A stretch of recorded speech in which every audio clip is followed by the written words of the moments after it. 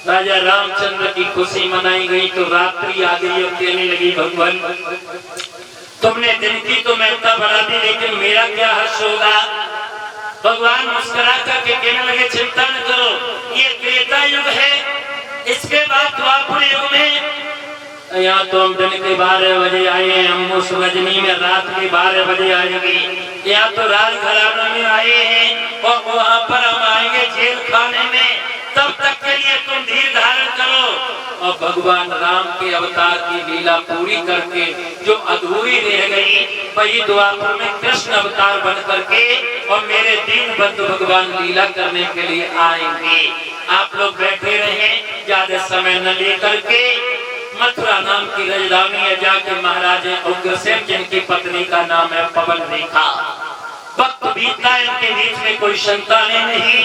एक दिन रानी ने राजा से कहा महाराज हमारे तुम्हारे बीच में कोई संतान नहीं है, ये बात मुझे अच्छी नहीं लगती।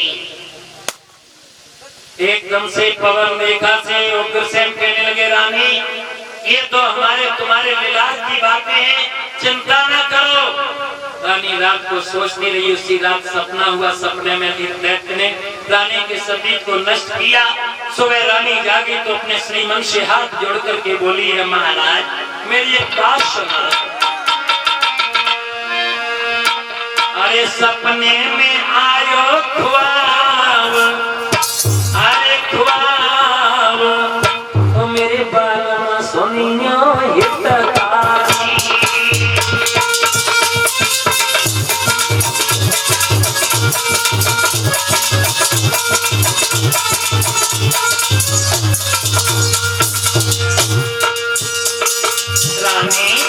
तुम्हें सपना हुआ?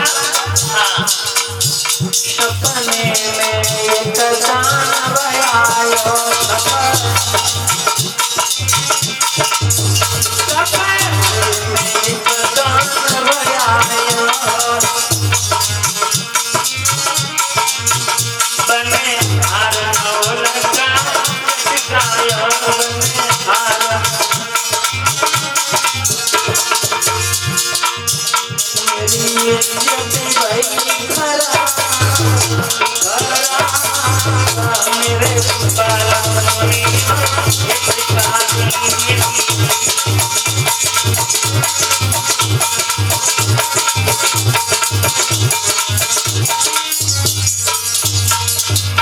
जैसे राजा को अपनी बीती हुई रात के सपने की घटना बताई, राजा कहने लगे प्राणी सपने कभी अपने नहीं होते, अगर हो भी जाए तो समझ लेना तुम्हारी लीला में यही लिखा था। रानी हाथ जोड़ करके कहने लगी प्रीतम जब से मैंने ये अद्भुत सपना देखा मुझे ये घर आंगन अच्छा नहीं लगता। आपका आदेश हो जाए तो चलो 4 सहेली लेकर के मैं वन का भ्रमण कराऊं। आज रानी को आदेश दिया है।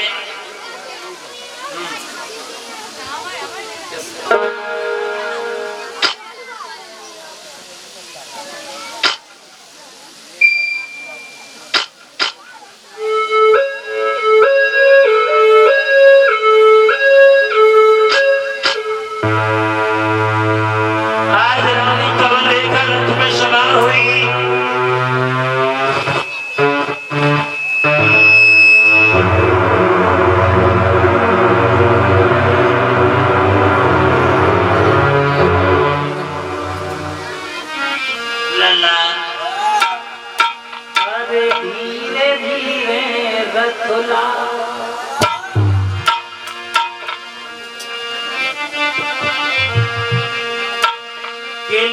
के रानी रथुला पहुंच गई बन के बीच मजा।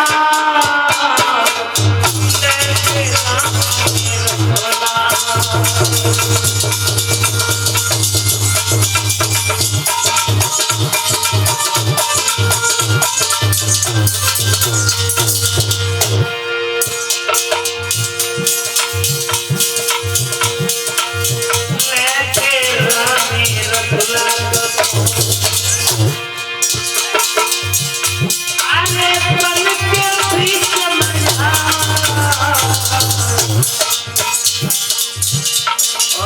दुर्मिल का नाम को राक्षस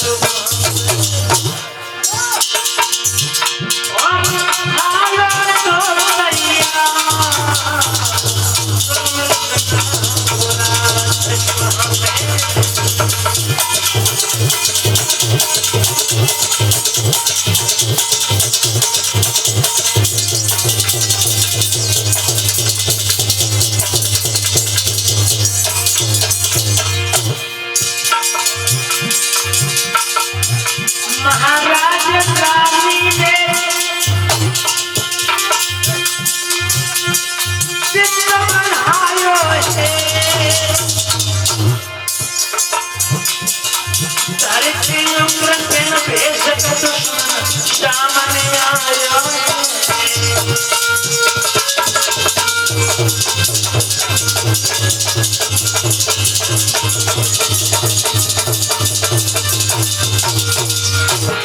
श्री रानी के रूप लावण्य को देखा दुर्मलिक नाम के उस सीमा में राक्षस की पहुंची उग्रसेन का वेश बनाया और इधर शेर में बनकर के वन में जा आवाज लगा दी।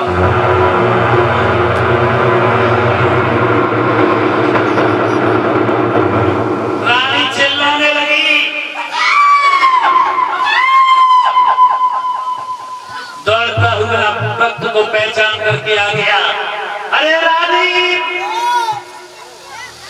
कौन है, किस लिए तू मरी जा रही? शेर नहीं, तेरा पति शवासीन है, मेरे होते हुए शेर नहीं खाएगा। शेर तो वो बैनावटी माया का था। रानी ये इतनी दूर चलिए, कितना अच्छा यहाँ का वातावरण है।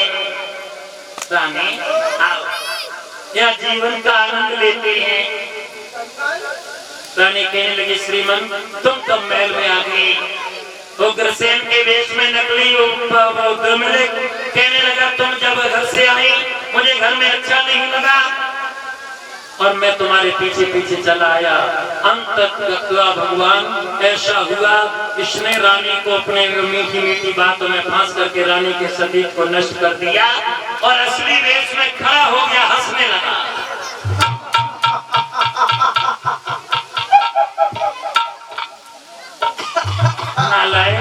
तू हंस रहा है, तू हंस रहा है,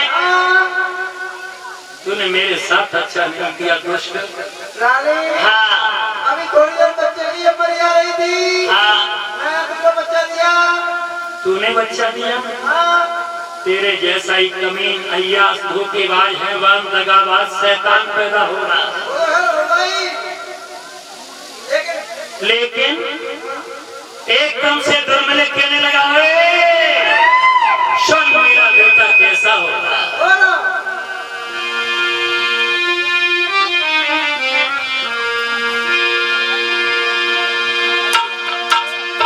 कि मेरे समान योद्धा होगा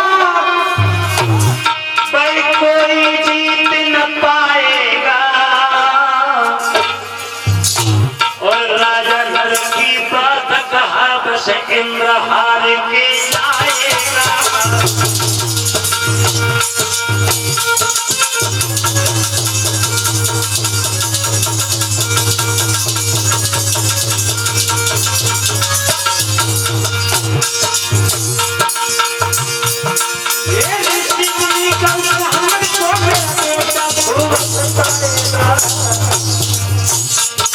और परब्रह्म के हाथों से एक दिन को मारा जाएगा।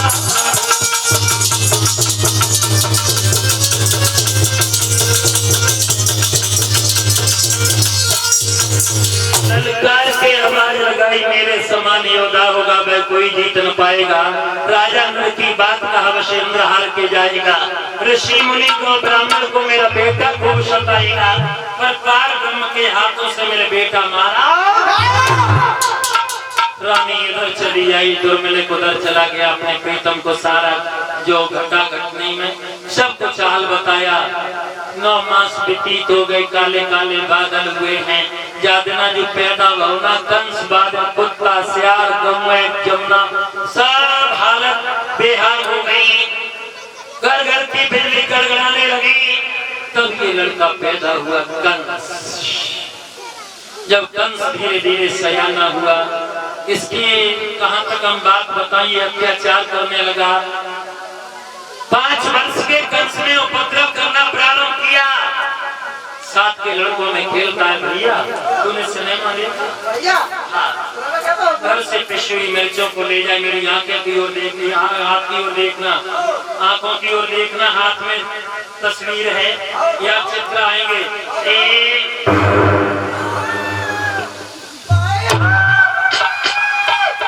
लड़कों को अंधा बनाने लगा। खेल खेल भी इतना खेलता कि लंगड़ा बना देता। अंधा आदमी रास्ता पूछता तो कुआं के पास में ले जाता और कहता ऐसे सीधे चले जाना, आप बरसाने पहुंच जाएंगे। भैया एक दिन तो हद ही कर दी। एक लड़के को उसने गूंगा बना दिया। एक लड़का ने अपने घर खीर खा के आओ, सीलू खीर मुंह चला रहा था। कंस ने कहा क्यों रे, क्यों मुखड़ा चला रहा है? आज हमें अपनी खाए खाए क्या चीज? सो क्या चीज है?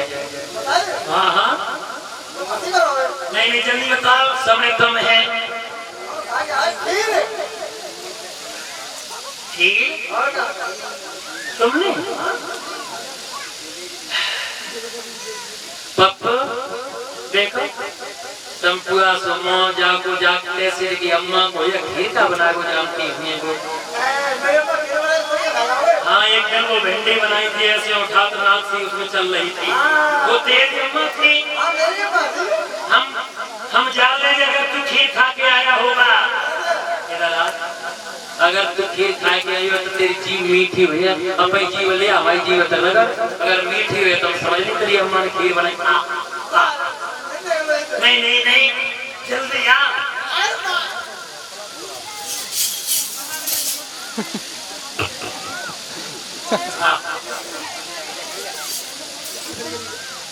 लाला तुम्हारी मैया ने खीर बनाई, बहुत अच्छी बनाई होगी, मीठी मीठी। आओ इधर आओ और आओ और आओ, आइए। नहीं नहीं जीप से आओ आओ आओ आओ।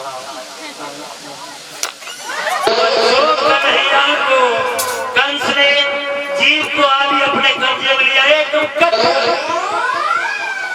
भैया गूंगा बना दिया। अब ये लड़कियों को दुष्ट छेड़ने लगा। कहां तक बात बताएं, इसने आकर के भक्तों शिकायत इसकी आई है कहां?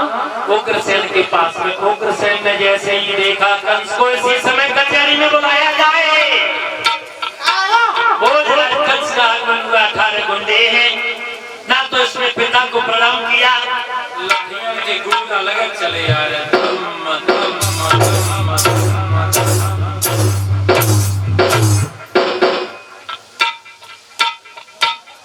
बेटा कंस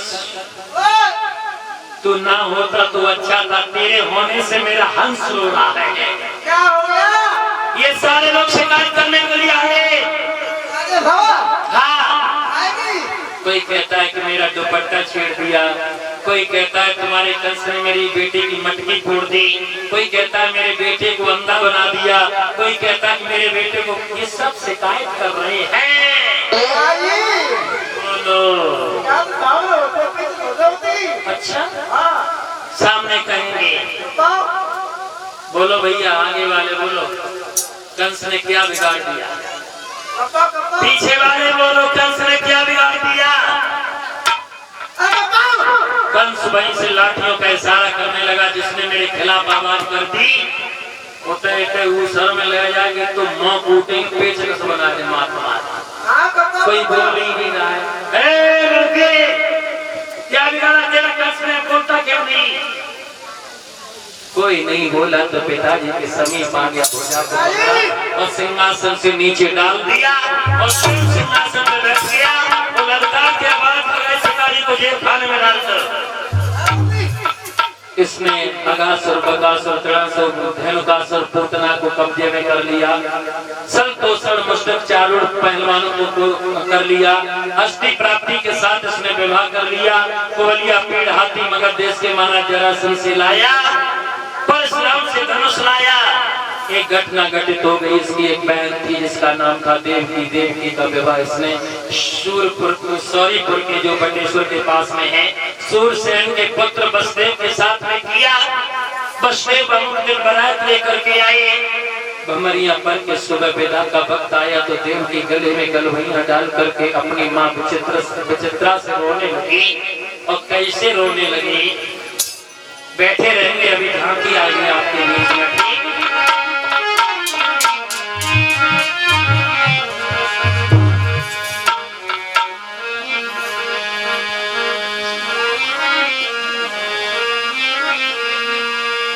कि मैं गुड़िया तेरे आंगन की, मैं गुड़िया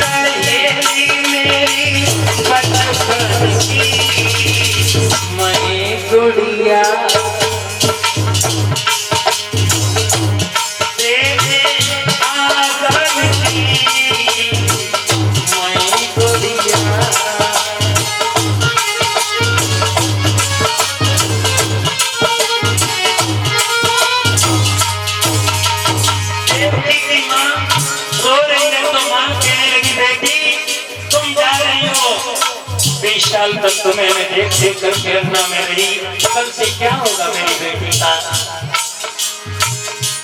देवकी कहने लगी, माँ बिटिया तो सदा सराया घोषित हो जाती जन्म लेते ही, उसे तो एक न एक दिन ससुराल जाना है, तुम क्या रोती हो। और बोली देवकी,